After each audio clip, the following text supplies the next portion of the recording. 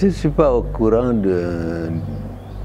d'un climat d'ambiance autour de nous. Nous avons pris notre décision, nous sommes concentrés dans la préparation de notre campagne. Bien entendu, il y a eu depuis l'année dernière des candidats qui se sont déclarés. Certains d'entre eux ont exprimé le besoin d'avoir une rencontre de discussion pour voir s'il est possible de trouver des points de convergence entre nos partis. Déjà le 28 juin dernier, quand nous nous sommes réunis, il y avait quelques leaders d'opinion, quelques chefs de parti qui avaient exprimé le besoin d'être invités. Ce que nous avons fait, certains d'entre eux sont venus et ont été témoins de ce que nous avons décidé. Le Cameroun sort d'une décennie de turbulences. Les années 1990 ont vu l'opposition s'organiser puis vaciller. L'UNDP, jadis locomotive de la contestation, s'est essoufflée. Les élections présidentielles de 1992 ont révélé les faiblesses de l'opposition. Bello Bouba, candidat, réalise un score modeste, loin derrière Paul Biya qui conserve le pouvoir. L'UNDP cependant reste forte dans le septentrion avec 68 députés. Mais la dynamique s'essouffle. En 1997, tout bascule. Le MDR et l'UPC, autres figures de l'opposition, entrent au gouvernement. L'UNDP hésite puis comprend. Pour survivre, il faut pactiser. Le RDPC, lui, veut verrouiller le Nord. Bastillon de l'UNDP, la plateforme d'action gouvernementale est négociée, signée par des figures clés. Pour le RDPC, Peter Mafani Moussongue, Joseph Charles Dumba, secrétaire général du comité central, Pierre Moukoko Banja, Christophe Mienzok. Pour l'UNDP, Bello Bouba Maïgari, Célestin Bedjigui, Gilles Ebumbu, Issa Bakari. Les clauses du pacte sont claires. Soutien inconditionnel au président Paul Biya lors des élections présidentielles. Partage du pouvoir exécutif. L'UNDP obtient des postes ministériels dont celui de ministre d'État pour Bello Bouba. Rose Dibom au ministère de l'Habitat. Mohamedou Badjiga Aïdjo, Nana Aboubakar Diallo, Pierre Flambeau Gayap et bien d'autres. Solidarité gouvernementale, toute divergence doit être réglée en interne. La façade doit rester unie. Concertation régulière au Parlement et au sein du gouvernement. Liberté relative lors des élections locales. L'UNDP peut présenter ses propres candidats, mais la logique de la majorité présidentielle doit prévaloir. Le 7 décembre 1997, l'UNDP entre officiellement au gouvernement. Pour la première fois, le RDP se partage le pouvoir avec un parti d'opposition. Le deal est scellé, la paix contre la voix, la stabilité contre l'ambition. Notre alliance est basée sur un document appelé la plateforme d'action gouvernementale. Si vous ne l'avez jamais lu, vous ne pouvez pas me dire que vous y avez trouvé une seule ligne ou une seule phrase qui interdit à l'UNDP de présenter son candidat à une quelconque élection, même à l'élection présidentielle. Pourquoi nous m'avons jamais posé la question quand, pendant des années, nous avons aussi réuni le comité central, mais pour cette fois-là, soutenir la candidature de nos alliés. Cela aurait pu nous être posé. Pourquoi cette fois-ci on me pose cette question? Nous ne comprenons pas. Mais tout simplement, moi je l'explique par la non-lecture de la plateforme d'action gouvernementale qui nous lie avec le parti au pouvoir, avec le président de la République.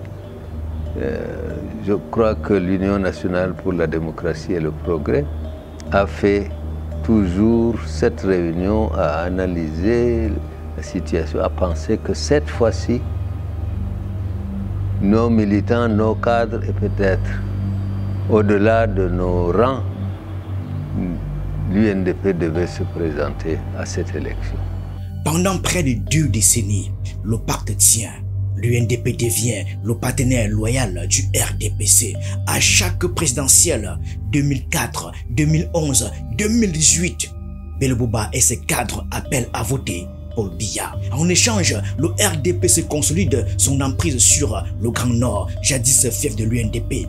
Les cadres du parti bénéficient des postes, des ressources, d'une visibilité nationale.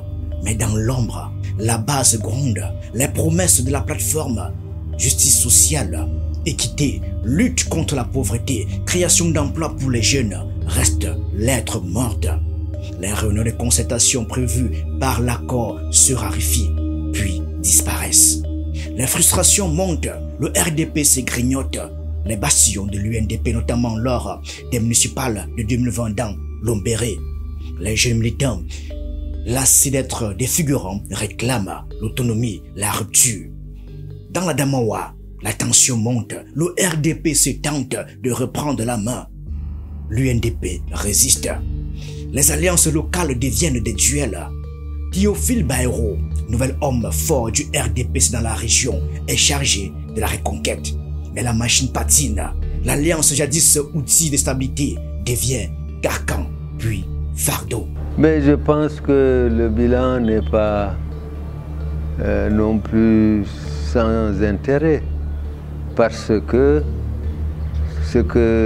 parmi les points que notre plateforme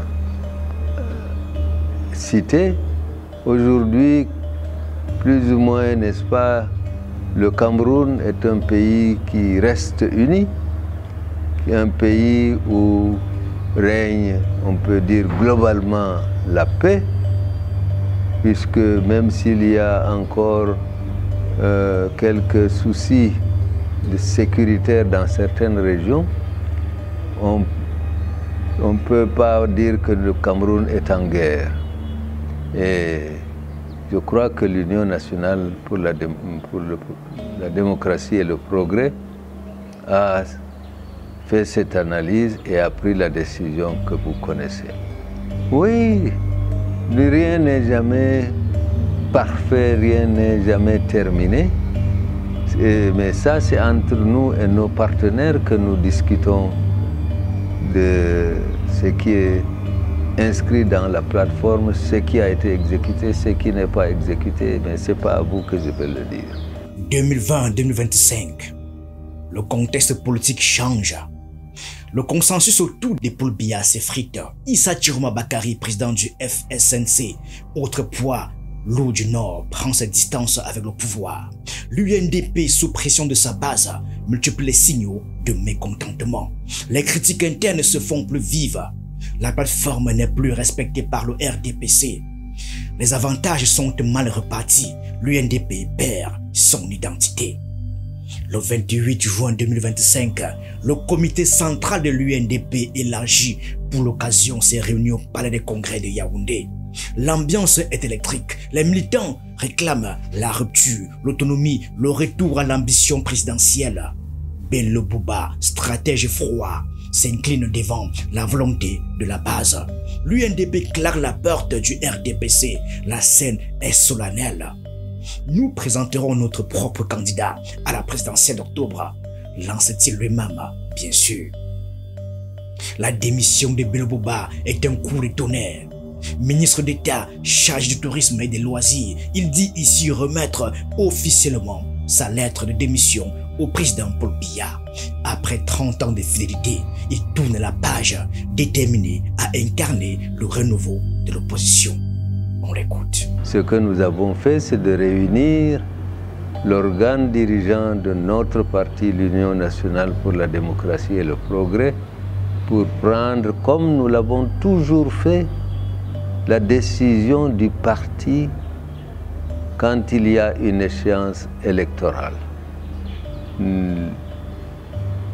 À cause du report des élections législatives et municipales qui étaient prévues pour 2025, on se trouve devant un calendrier électoral où nous aurons à participer à 4 scrutins électoraux dans les 8-9 mois prochains. puisque il y aura la présidentielle en octobre de cette année. Il y aura 2 mois après, à la fin de l'année 2025, les élections sénatoriales, les élections régionales, et puis suivront dans le premier trimestre les élections législatives et municipales. L'Union nationale pour la démocratie et le progrès est un des partis ici au Cameroun, mais un parti qui est représenté dans toutes les institutions électives, à l'exception de la présidence de la République, puisque nous avons des mairies que les représentants du parti gèrent, un conseil régional dirigé par l'UNDP, 2 autres conseils régionaux avec la participation des conseillers départementaux de l'Union nationale pour la démocratie et le progrès. Et donc, comme je vous le disais, je répète encore une fois, nous ne comprenons pas pourquoi ce random dans l'opinion, alors que nous n'avons fait que ce que nous avons toujours fait, convoquer le comité central pour délibérer sur ce calendrier électoral. Pour un candidat appelé à se présenter devant l'opinion nationale, ce n'est que normal qu'il ait besoin de tout son temps pour préparer sa participation, pour préparer sa campagne électorale et la conduire dans tout le pays, toutes les régions du pays. Et cela est difficilement conciliable avec, n'est-ce pas, des obligations comme les fonctions ministérielles. Vous attendrez pas longtemps pour savoir ce que j'ai fait. Cette lettre doit être adressée à qui de droit, c'est-à-dire au président de la République, chef de l'État, qui nomme ses ministres. Mais tous ne suivent pas. Rose Dibon, secrétaire d'État auprès du ministère de l'Habitat, refuse de démissionner. Elle déclare publiquement ceci. Madame Marie-Rose Dibon, bonjour. Bonjour. Vous êtes en ce moment hors du Cameroun, mais vous êtes attentive à l'actualité au pays. Notamment, vous êtes au courant de la candidature de M. Bello Bouba Maigari, président de votre parti, à la prochaine élection présidentielle. Et il estime que c'est le choix de la base, c'est le choix des militants et des cadres du parti. Est-ce que vous avez été consulté également? Je n'ai pas été consulté du tout. Ça me pose forcément un problème. Je pense qu'ils vont me justifier ça par des raisons qui les ont poussés à ne pas me consulter. Mais que j'ai été consulté ou non, maintenant que vous me posez la question, je suis obligé de vous dire que je continue à gérer en tant qu'un responsable du gouvernement qui travaille pour le Cameroun. Je ne travaille pas pour mon parti, je travaille pour le Cameroun. Cette candidature devrait en principe, enfin, c'est ce que l'opinion pense, que cette candidature devrait en principe acter la sortie de M. Bello Bouba du gouvernement ainsi que celle de tous les membres de l'UNDP. Quelle analyse vous faites de cette façon de penser de l'opinion? Ben, l'opinion ne connaît pas les textes. Aucun texte ne nous oblige de le faire. Si on doit le faire, on le fait personnellement. Et moi, je ne le ferai pas. Je ne vais pas démissionner du gouvernement pour ça. Je vais attendre que mon décret me fasse partir. Parce que c'est un décret qui élimine un autre décret. Moi, je n'ai pas la volonté de démissionner moi-même. Je reste au gouvernement en attendant qu'on m'enlève du gouvernement. Même si le président de votre parti décide de quitter le gouvernement, vous restez. Mais lui, il a son décret, j'ai le mien. Moi, j'ai dit que je ne peux pas démissionner tant que mon décret reste valable. C'est un décret qui me fera partir. Si on me remplace, je pars. Je continue à jouir de mon décret en attendant qu'on m'enlève le décret. Je ne quitterai pas le gouvernement pour ça. Monsieur Bello Bouba, dans le développement qui a suivi sa déclaration de candidature, estime qu'au sein de l'UNDP, c'est l'unanimité. Tout le monde est d'accord avec cette décision, et que le parti fonctionne normalement et que tous les organes fonctionnent normalement et que la base et les membres de l'appareil politique sont sur la même longueur d'onde. Est-ce que c'est aussi votre analyse? Mais c'est son analyse. Lui, il est président, il a peut-être une vue plus large que la mienne. L'essentiel est qu'il soit satisfait, c'est lui qui va se mettre candidat. C'est pas moi. Je ne vais pas refuser mon décret pour ça, non? J'attends que le décret soit remplacé par un autre. On dit appelé à d'autres fonctions ou remplacé par quelqu'un d'autre. Et Vous n'avez là, pas... c'est un autre chapitre. C'est pas le même. Ne confondez rien du tout. Hein. Le décret, c'est le décret. Le décret n'est pas marqué RDPC ou UNDP à ma lecture. Je suis un très vieux fonctionnaire de haut vol. Je sais lire les textes de la République. Aucun texte ne colle ça à un parti politique. Je suis ministre de la République et ça date pas d'aujourd'hui. J'ai toujours eu des décrets. C'est pas l'UNDP qui m'a donné mes décrets. Comme disait le président lui-même, on est libre d'appartenir à la branche qu'on veut. Je quitte pas le gouvernement pour ça, je vous le répète. Merci beaucoup, Madame la Ministre. Merci. Pour elle, la fonction est d'abord une charge d'État.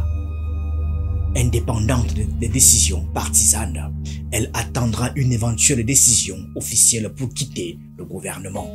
Les dispositions statutaires de notre parti disent qu'il y a un organe dirigeant qui délibère et décide et prend position chaque fois qu'il y a une élection annoncée. La consultation des membres, je crois que vous avez vu l'assistance de nos militants, de nos cadres à cette réunion. C'est ça l'important. Quoi qu'il en soit, le divorce est consommé pour le RDPC. C'est une perte stratégique. Le Grand Nord, jadis verrouillé grâce à l'UNDP, redevient une terre de conquête incertaine. Pour l'UNDP, c'est un parti risqué. Retrouver sa base, redéfinir une force nationale, mais sans garantie de succès. Impact électoral. Le RDPC voit son hégémonie électorale fragilisée dans le Nord, région qui représente près de 40% de l'électorat national. L'UNDP, affaibli par des années de compromission, doit reconstruire sa crédibilité. La fragmentation de l'électorat du Nord menace la stabilité du pouvoir. La rupture ouvre la voie à de nouvelles coalitions. Bello Boba tend la main à Joshua Oshi du SDF et à d'autres figures de l'opposition comme Maurice Kamto et le MRC pour bâtir une alternative crédible à Paul Biya. Bilan de la plateforme, 28 ans d'alliance, des dizaines de ministres, des élections verrouillées, des régions conquises puis perdues. La plateforme, née d'un calcul froid, meurt d'un déséquilibre devenu insupportable. Les clauses, solidarité, partage du pouvoir, concertation, autonomie relative n'ont pas résisté à l'épreuve du temps, ni à l'usure du pouvoir. Bello Boba, Paul Biya, un duel à distance. Leur relation a été faite de calculs, de respect mutuel, mais aussi de méfiance. Paul Biya, stratège suprême, a su utiliser l'UNDP pour consolider sa majorité, neutraliser l'opposition et garantir la stabilité. Bello Boba, lui, a joué la carte de la patience, de l'influence de l'intérieur, mais au prix d'une perte progressive d'autonomie et de crédibilité auprès de sa base. En 2025, le divorce est personnel autant que politique. Bello Boba, à 78 ans, se rêve en faiseur de roi, voire en président de la République. Paul Biya, au crépuscule de son règne, voit s'effriter le consensus qu'il a porté pendant plus de 40 ans. À chaque chose son temps. Pour le moment, c'est la campagne pour l'élection présidentielle d'octobre prochain qui nous intéresse. Au peuple camerounais, je lance le mot de participation massive à ces élections, participation paisible dans le respect des lois de la République. J'envisage le Cameroun, notre pays, organisant cette élection d'octobre dans le strict respect des lois de la République et dans la paix maintenue pour que notre pays continue son chemin vers le progrès. Dans les couloirs du pouvoir, les rumeurs vont bon train. Certains cadres de l'UNDP, toujours au gouvernement, hésitent à partir. Le RDPC multiplie les gestes d'apaisement, Mais la confiance est rompue. Les négociations pour une grande coalition de l'opposition s'accélèrent. Bello Bouba, désormais libre, multiplie les contacts, les promesses, les alliances. La plateforme d'action gouvernementale, jadis symbole de stabilité, devient un cas d'école. Comment une alliance politique née de la nécessité peut devenir un piège, puis un champ des ruines? Les analystes s'interrogent. L'UNDP peut-elle redevenir une force nationale? Le RDPC suivra-t-il à la perte de son allié? La politique camerounaise entre dans une nouvelle saison. Au soir de novembre 1997, lorsque Bello Bouba, Maïgari et Paul Biya scellent la plateforme d'action gouvernementale, le geste relève autant de la stratégie que de la survie politique. Pour l'UNDP, laminé par les divisions de l'opposition et la toute-puissance du RDPC, il s'agissait de ne pas disparaître du paysage national. Pour le RDPC, la manœuvre visait à neutraliser un adversaire de poids dans le Grand Nord et à offrir au régime une façade d'ouverture démocratique. Mais cette alliance, présentée comme un rempart pour la paix et la stabilité, n'était-elle pas avant tout un pacte de non-agression? Un mythe fondateur pour justifier la cohabitation du pouvoir et de l'opposition ou la reconnaissance d'une réalité. Au Cameroun, la conquête du pouvoir passe par l'acceptation des rapports de force imposés par le RDPC. L'histoire de Bello Bouba Maïgari est celle d'un homme qui a traversé tous les régimes, du temps d'Ahidjo à celui de Biya. Premier ministre à 35 ans, exilé après le coup d'état manqué de 84, il revient sur la scène politique comme le symbole d'une opposition raisonnable. Sa décision de rallier le camp présidentiel en 97 fut pour beaucoup une trahison, pour d'autres un acte de réalisme politique. Pendant 28 ans, il a incarné la patience stratégique, influencé de l'intérieur, préserver l'essentiel, garantir à ses partisans une place dans l'appareil d'État. Mais à quel prix? L'UNDP a perdu son âme militante, sa base s'est érodée, son image de parti d'alternance s'est dissoute dans la majorité présidentielle. En 2025, à 78 ans, la santé fragile, Bello Bouba tente un dernier barreau d'honneur, redevenir l'homme du changement. Est-ce un sursaut ou un chant du cygne? Paul Biya, maître du temps et des équilibres, a fait de l'alliance avec l'UNDP un instrument de verrouillage du pouvoir. En intégrant l'opposition au gouvernement, il a réduit les risques de contestation, fragmenté les forces adverses et consolidé la majorité présidentielle. Mais ce jeu d'équilibriste a aussi ses limites. La lassitude, la défiance, la montée de nouvelles générations qui n'ont pas connu les années de plomb, ni les raisons profondes de la plateforme.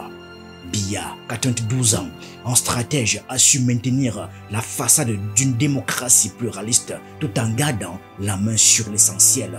Mais à l'usure du temps, la question de la succession et la recomposition de l'opposition pourraient bien échapper à son contrôle.